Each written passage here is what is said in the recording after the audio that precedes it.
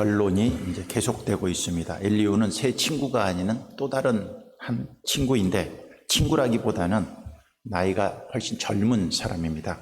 새 친구의 말을 아마 이 엘리후가 옆에서 듣고 있었던 것 같습니다. 나이는 욥보다는 훨씬 더 적은 사람인데, 나이가 적으니까 자기가 나서서 함부로 얘기는 하지 못하고 그 새 친구들이 얘기를 다 하고 할 말이 더 이상 없고, 욥은 계속 의로운 사람들에게 있어서 왜 이런 고난이 있는가에 대한 답을 찾지 못하고 계속 변명하다시피 얘기를 하니까 엘리후가 옆에 있다가 자기 이론과 이야기를 또 계속하고 있는 것을 볼 수 있습니다.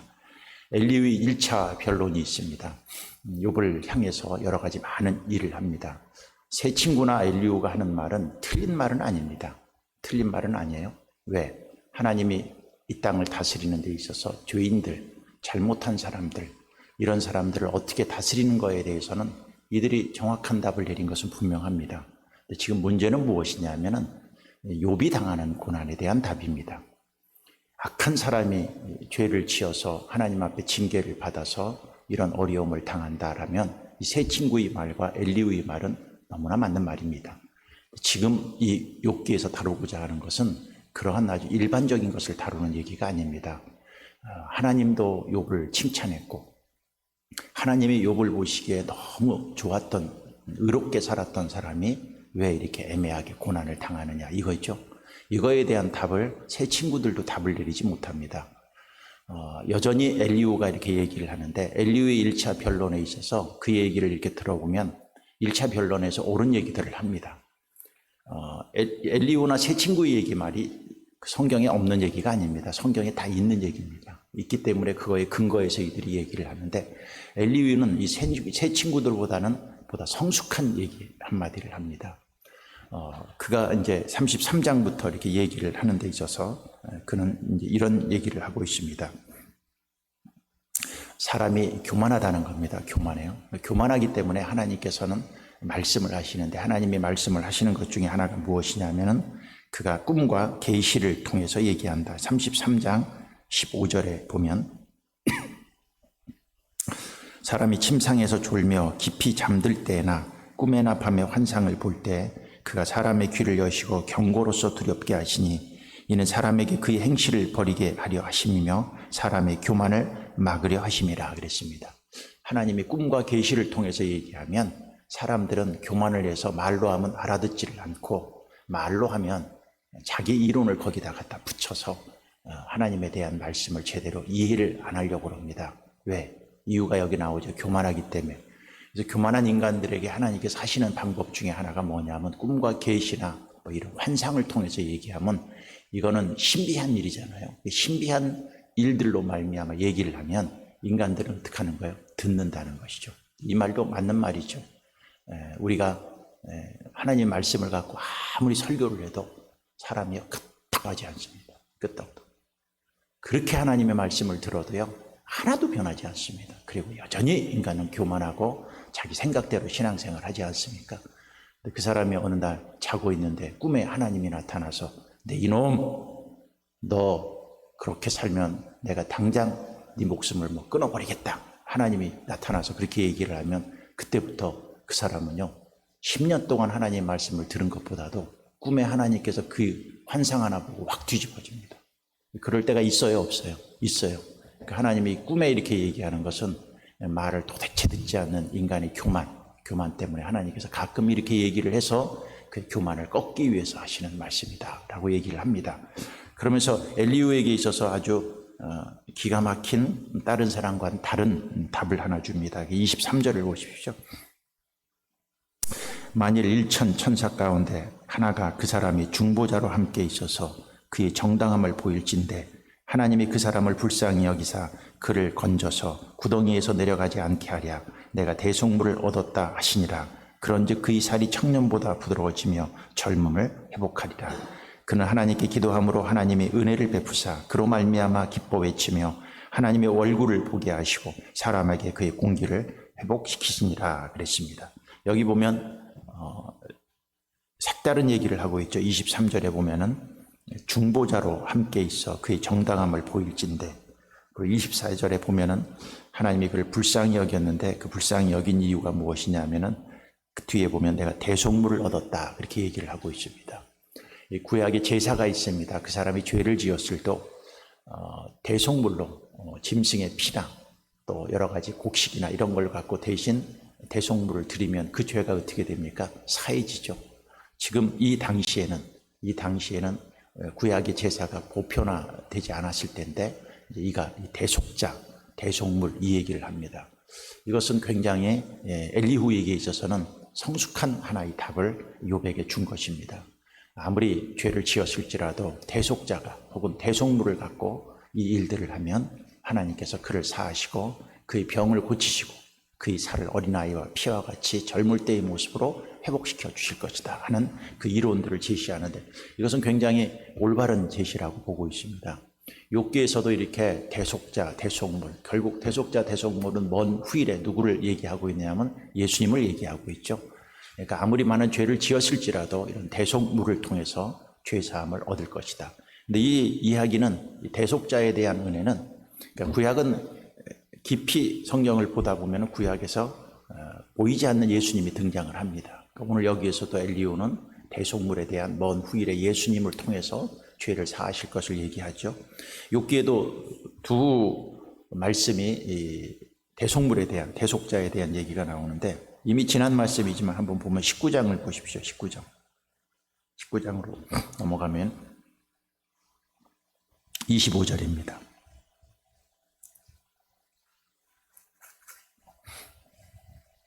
19장 25절에 보면 내가 알기에는 나의 대속자가 살아계시니 마침내 그가 땅 위에 서실 것이라. 내 가죽이 벗김을 당한 뒤에도 내가 육체 밖에서 하나님을 보리라 그랬습니다. 욥이 한 얘기입니다. 욥도 이 고난을 지나면서 그가 깨달았던 사실 중에 하나가 뭐냐면 대속자가 살아계시다. 그리고 그가 땅 위에 서고 내 가죽을 벗기면 그러니까 내가 죽어도 내가 육체 밖에서 하나님을 보리라 하는 것은 뭐예요? 나의 대속자가 있음으로 말미암아 내가 죽어도 다시 살겠다는 것이죠. 육체 밖에서 하나님을 볼 것입니다 하는 그러한 예수 그리스도에 대한 그 예시가 오늘 본문하고 통해서 이렇게 나타납니다. 여기까지만 보면 엘리후가 그래도 다른 사람보다는 대속자에 대한 가치관 그리고 어리석은 인간들에게 하나님께서 꿈과 계시를 통해서 말해서 그들을 깨닫게 한다는 것. 그리고 후반전에 보면은 그들이 돌아온 후에는 하나님이 그들에게 빛을 주시고 광명을 주시고 회복시켜 주실 것이라는 그러한 어떤 성숙한 새 친구들의 얘기보다는 조금 다른 새 친구들은 이것이죠. 너는 죄를 지어서 고난을 당했어 이거예요. 회개하면 하나님께서 너를 살려주실 거야 이 이론인데 엘리후는 대속자를 통해서 하나님께서 너에게 회복시켜 주시고 살려주실 것이다. 그러니까 다른 친구들보다는 훨씬 더 성숙한 하나의 이야기들을 하고 있었습니다. 그러나 이 엘리후의 마음속에도 여전히 그가 갖고 있는 것은 무엇이냐면 새 친구와 동일한 사상은 똑같이 갖고 있습니다. 그건 뭐냐면 죄에 대해 권선징악의 논리입니다. 네가 그래도 죄를 지었기 때문에 그렇지 네가 하나님 앞에서 의롭다고 자꾸 네가 얘기한들 무슨 소용이 있겠느냐 그렇게 하면서 이도 똑같이 얘기를 합니다. 근데 심각한 것은 무엇이냐면 엘리후는 새 친구들이 얘기한 것보다도 더 심하게 욥의 죄를 집요하게 물고 늘어지는 것을 볼 수가 있습니다.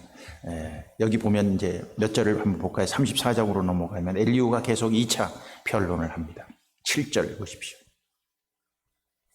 어떤 사람이 욥과 같으랴 욥이 비방하기를 물마듯이 타며 악한 일을 하는 자들과 한패가 되어 악인과 함께 다니면서 이르기를 사람이 하나님을 기뻐하나 무익하다 하는도다. 욥이 이렇게 살았다는 거예요. 욥이 남을 비방하는 것을 여기 보니까 물 마시듯 하고 살았고 8절에 보니까 악한 일을 하는 자들과 한패가 되어 악인과 함께 다니면서 욥 너도 악한 짓을 했다라고 계속 얘기를 하고 있는 것을 볼 수가 있습니다. 34장 35절을 보십시오. 욥이 무식하게 말하니 그의 말이 지혜롭지 못하다 하리라. 나는 욥이 끝까지 시험 받기를 원하노니 이는 그 대답이 악인과 같음이라 그랬습니다. 욥을 향해서 뭐요? 너는 끝까지 시험 당해야 돼. 네가 죄 없다고 계속 얘기하는데 너는 아직 정신 차리지 못해서 너는 더 혼나야 돼, 더 고난받아야 돼, 더 시험받아야 돼 하면서 이거 지금 욥이 고난당해서 죽을 지경인데 거기다 초를 치기 시작합니다. 너는 정신 아직 못 차렸어. 너는 더 고난당해야 돼 하고 계속 얘기를 하고 있는 것을 볼 수 있습니다. 35장으로 넘어가서도 12절을 보면 그렇게 얘기합니다. 그들이 악인과 악인의 교만으로 말미암아 거기에서 부르짖으나 대답하는 자가 없음은 이게입니다. 네가 교만해서 아무리 하나님이 대답하지 않는 이유가 있다. 너 자꾸 왜 네가 이렇게 고난이 있느냐고 따지는데 하나님이 너에게 답 주지 않지 않느냐? 이유가 뭐냐? 너 교만해서 그래. 교만한 사람들은 아무리 그가 하나님 앞에서 이 문제들을 해결하려고 해도 하나님은 응답해 주시지 않아. 그렇게 얘기합니다. 이 말은 맞는 말이에요. 여러분, 교만한 사람들이 하나님 앞에 기도한들 하나님이 들어줘요? 들어주지 않아요? 들어주지 않습니다. 그러나 이것은 욥에게 해당되는 말만 아닙니다. 욥은 교만하지 않습니다. 교만하지 않아요. 근데 계속 엘리후가 이런 얘기를 합니다. 36장에 넘어가서도 얘기하죠. 36장 12절을 보면 만일 그들이 순종하지 아니하면 칼에 망하며 지식 없이 죽을 것이라. 너 순종하지 않으면 너 칼에 망하고는 죽을 것이다. 17절도 이렇게 얘기합니다. 이제는 악인이 받을 법이 그대에게 가득하였고 심판과 정의가 그대를 잡았나니 그랬습니다. 지금 너는 심판받고 있다. 그렇죠. 하나님의 정의가 너를 지금 붙들고 있기 때문에 네가 이 고난을 당하고 고통을 당한다라고 얘기합니다. 엘리후는 젊은 사람입니다. 보다 성숙한 논리를 갖고 욥에 대해서 얘기를 하고 이 세 친구가 하지 못하는 성숙한 얘기를 하기는 한 건 분명합니다. 그러니까 여전히 엘리후에게서도 갖고 있는 근본적인 신앙이 뭐냐면은 권선징악의 논리입니다. 너는 지금 고난을 당하는 이유가 있다. 그것은 무엇이냐? 네가 죄를 지었고 교만하고 악인과 함께 다녔고 네가 하나님 앞에서 응답하지 않는다고 불평하고 이거 다 네가 교만해서 그렇다 하면서 엘리후가 집요하게 욥을 또 다시 공격하기 시작하는 것을 볼 수 있습니다. 세 친구의 논리나 엘리후의 논리나 어떻게 보면 그게 그겁니다. 네, 우리가 정신을 다시 한번 차리고 봐야 될 게 있습니다. 이 세 친구나 이 엘리후의 얘기가 우리는 항상 생각할 때마다 남의 얘기가 아니라 내 얘기가 아닌가 우리는 돌아볼 필요가 있습니다. 누가 고난을 당하고 어려움을 당할 때 우리는 늘 본능적으로 생각하는 게 있습니다. 그게 무엇이냐면은 저 사람 죄 져서 그래. 저 사람 잘못해서 그래. 그리고 그 사람에 대해서 죄를 막 들추어내 갖고 저 사람 봐 옛날에 저렇게 했잖아 저렇게 했잖아.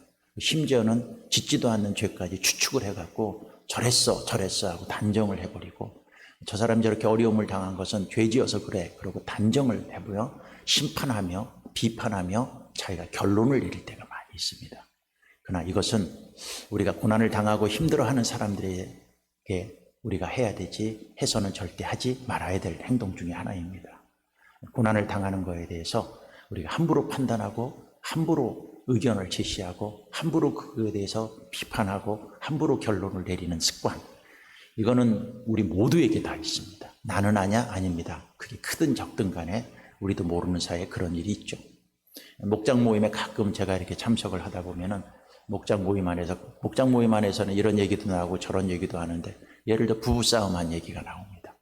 목장 모임 하다 보면은 부부들 보면 뭐 해라. 그러면 옆에 있는 부부들이 그 사람이 이것 때문에 부부싸움을 했다. 그래갖고 지금 우리는 냉전 중이다. 그러면서 막 얘기를 해요.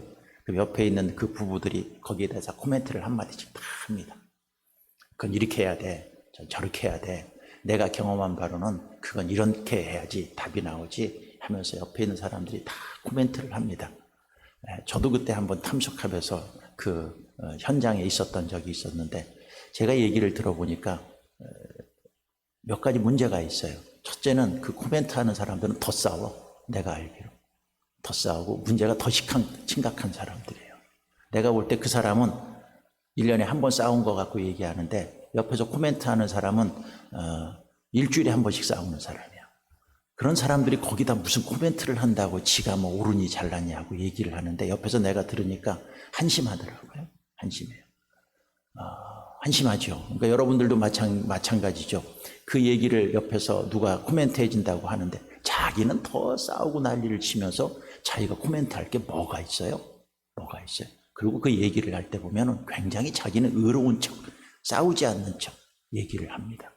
두 번째 심각한 문제는 뭐냐면 그가 제시한 답, 저 사람이 저런 문제를 갖고 싸웠으면 내 경험에서는 그럴 땐 이렇게 해야 돼 하고 제시한 답을 보면 한심한 답들을 얘기하고 있어요.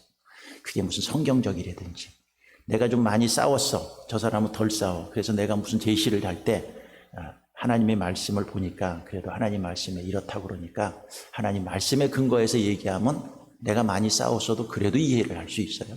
근데 옆에서 제시하는 이론들을 보면은 성경 말씀과는 전혀 상관없는 자기 생각을 거기다 놓고선 이렇게 해야 된다고 얘기하니까 두 번째 더 한심한 거예요. 그렇죠? 그럽니다. 엘리후가 꼭 그와 같습니다. 옆에서 자기가 옳은 것 같이 옆에서 코멘트를 하고 있지만 내가 봤을 때는 한심한 대답이 될 수밖에 없습니다.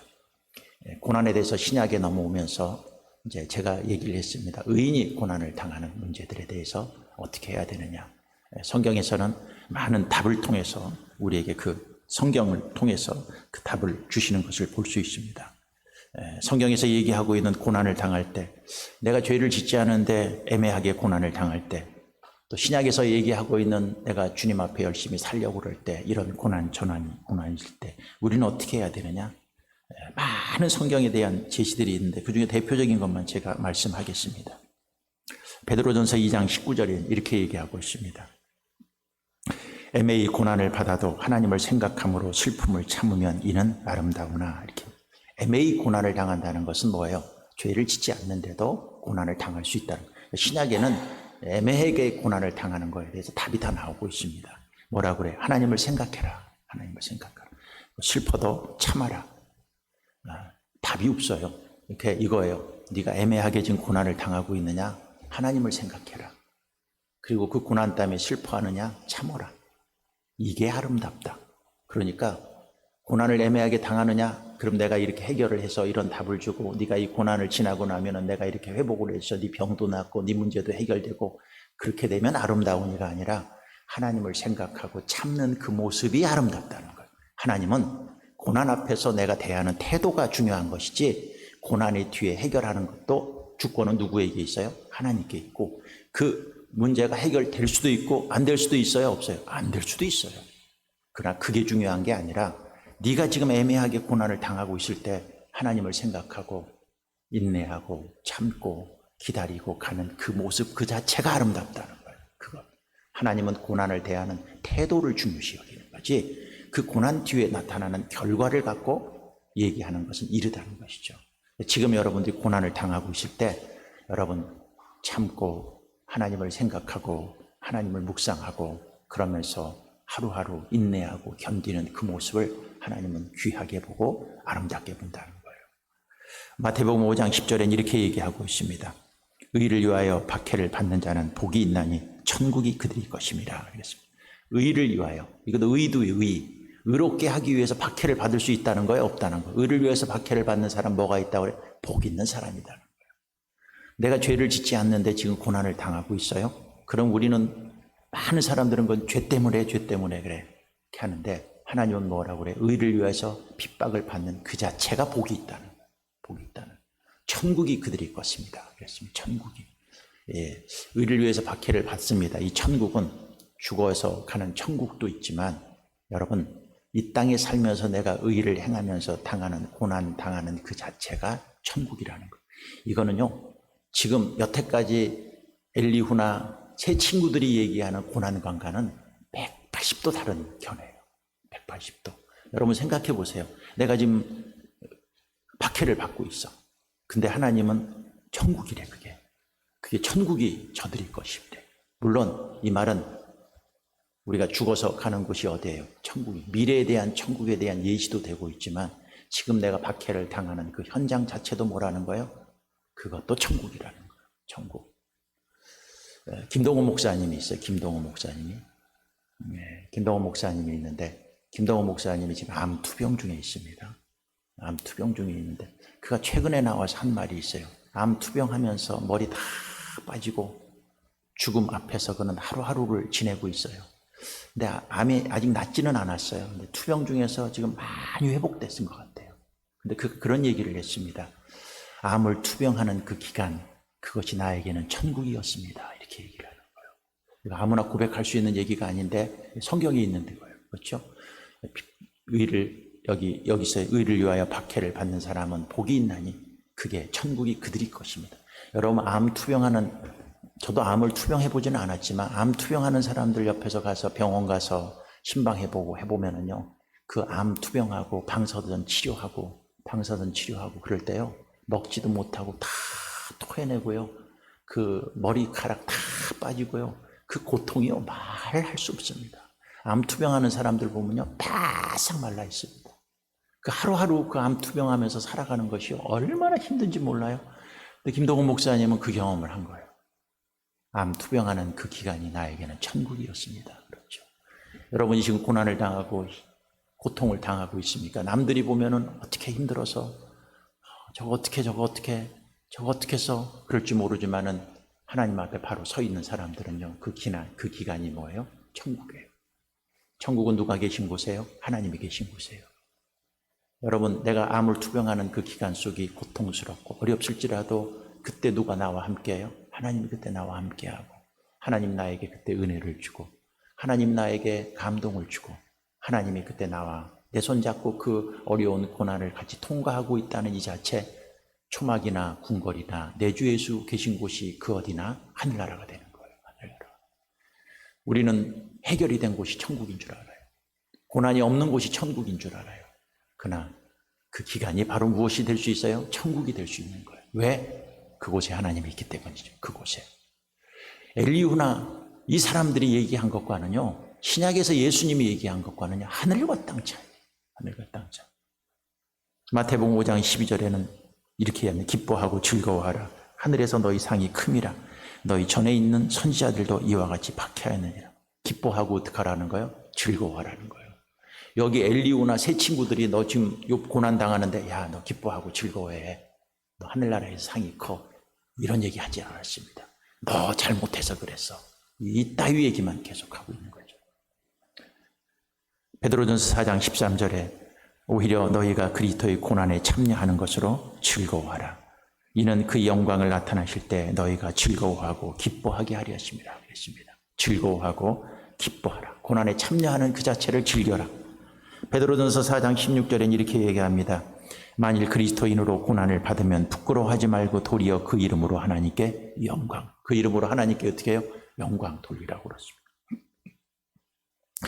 골로새서 1장 24절에는 나는 이제 너희를 위하여 받는 괴로움을 기뻐하고 그리스도의 남은 고난을 그의 몸된 교회를 위하여 내 육체에 채우노라 그랬습니다.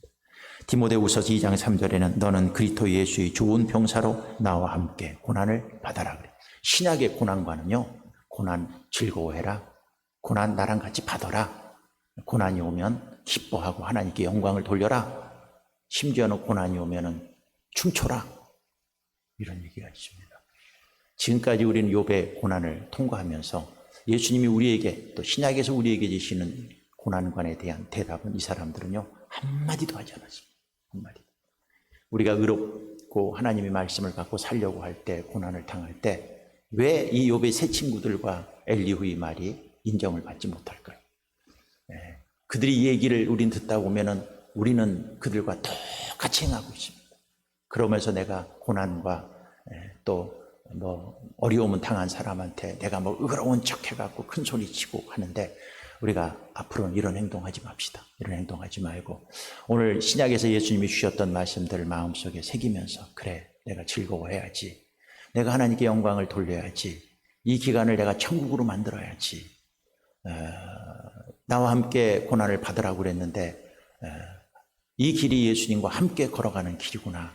이런 믿음의 생각, 소망의 생각, 이 생각을 하면서 가고, 때로는 이럴 수가 있습니다. 이 고난이라는 것은 현재 내 인생의 삶 속에서 해결될 수도 있고 해결되지 않을 수도 있습니다. 근데 해결되지 않은 것도 절대로 실망하지 마십시오. 해결되지 않아도 우리가 마지막 가야 될 곳이 어디예요? 하늘나라가 있습니다. 하늘나라. 그 하늘나라를 소망하는 사람들은요, 고난, 그게 해결되는 것이 목적이 아니라 고난 가운데서 천국을 내가 얼마나 누리고 살다가 그것이 해결돼서 하나님이 축복으로 주시면 감사하고, 만약에 그걸 해결되지 않았어도 그 고난 가운데 천국을 유지하면서 살다가 진짜 천국 가는 것, 그게 상급이 더 크다는 거예요. 그 소망이 우리에게 있어야 되는 것은 아니겠습니까? 우리는 보다 성숙한 이 고난관을 갖고 믿음으로 나가서 오늘도 여러분 승리하는 그러한 주님의 백성들이 되기를 바라겠습니다. 기도하겠습니다. 하나님 감사합니다. 오늘도 우리가 주님 앞에 나왔습니다. 새 친구들처럼 엘리우처럼 우리는 살지는 않았습니까? 나의 알량한 지식 갖고 함부로 판단하고 함부로 정죄하고 함부로 내 이론 갖고 이러니 저러니 남한테 의견을 제시했는데 들어보면 다 엘리후나 이 새 친구들과 같은 얄팍한 고난에 대한 지식을 갖고 권선징악에 대한 지식을 갖고 내가 충고하고 그동안 권면했으면 용서해 주시옵소서. 예수님의 고난관 즐거워하라고 그랬습니다. 기뻐하라고 그랬습니다. 의를 위하여 박해를 받는 사람 복이 있다고 그랬습니다. 그게 천국이라고 그랬습니다. 하나님, 다시 한번 우리가 고난을 통해서 주님이 우리에게 주시는 말씀들을 마음속에 새기면서 이 고난을 이기고 이 고난 속에 하나님과 동행하고 이 고난을 천국으로 만들 수 있고 이 고난이 하나님과 동행하는 기간이라는 것을 깨닫고 실망하지 않고 다시 말씀 붙들고 일어나 주님 바라보며 승리하는 주의 백성들 되게 도와주시옵소서. 고난 받았을 때 하나님을 생각하면서 슬픔을 참으면 이는 아름답다고 그랬습니다. 하나님이 보실 때는 고난이 해결된 다음이 아름다운 것이 아니라 고난 가운데서 참고 인내하는 그 자체가 아름답다고 그랬습니다. 하나님, 우리도 아름다운 삶 살 수 있도록 도와주시옵시고 용기를 주시옵소서. 엘리우나 새 친구들처럼 살지 않도록 도와주시옵시고 그동안 그렇게 살았으면 처절하게 용서를 빌고 다시 주님 주시는 위로와 능력으로 세임 얻고 살아가는 거룩한 하나님의 백성으로 축복해 주시옵소서. 예물드린 손길들을 축복해 주시옵시고 이들에게도 아름다운 삶 살아갈 수 있도록 도와주시옵소서. 예수님 이름으로 감사하며 기도드렸사옵나이다. 아멘. 하늘에 계신 우리 아버지여, 이름이 거룩히 여김을 받으시오며 나라가 임하시오며 뜻이 하늘에서 이루어진 것 같이 땅에서도 이루어지이다. 오늘 우리에게 일용할 양식을 주시옵고 우리가 우리에게 죄 지은 자를 사하여 준 것 같이 우리 죄를 사하여 주시옵고 우리를 시험에 들게 하지 마시옵고 다만 악에서 구하시옵소서. 나라와 권세와 영광이 아버지께 영원히 있사옵나이다. 아멘.